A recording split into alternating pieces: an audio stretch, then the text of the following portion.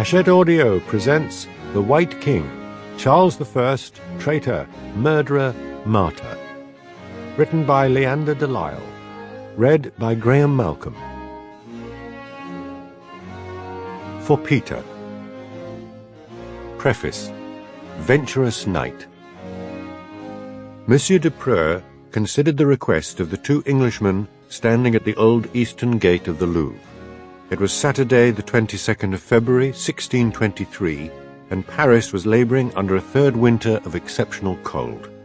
De Preux, former tutor to the French king, no longer young, and perhaps his eyesight was not what it had been.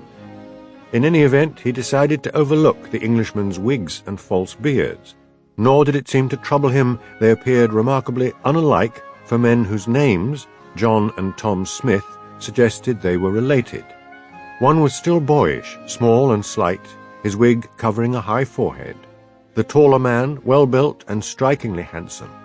De Preux simply treated them as two gentlemen of fashion travelling Europe as part of their education.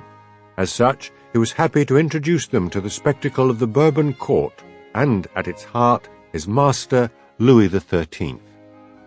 The men walked past the musketeer guards in their feathered hats and livery of blue and red to enter the palace. The buildings of the Louvre were strung along the Seine like a mismatched necklace, ancient medieval towers with arrow-slit windows alongside new light-filled Renaissance galleries. It seemed you never knew what you might find around the next corner. Yet little could have been as surprising as the true identities of the Louvre's latest visitors. De Preux surely knew, however, or had heard rumours of the shocking truth.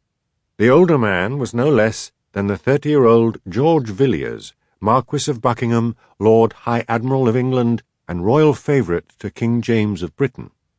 Still more extraordinary, however, was the presence of the second man, James's heir, the 22-year-old Charles Stuart, Prince of Wales. Although by some measure the smaller of the two men, Charles was an attractive youth, his long hair swept back from a fine face, and large eyes that turned down at the outer corners. His paternal grandmother, Mary Queen of Scots, was well remembered here in Paris. She had inherited her Scottish throne as an infant, and been the child bride of a king of France, loved for her beauty and charm. Widowed when aged only 18, she had returned to Scotland from France, the Catholic queen of a newly Protestant Scotland.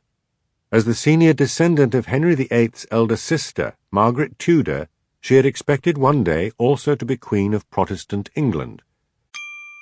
Sample complete. Ready to continue?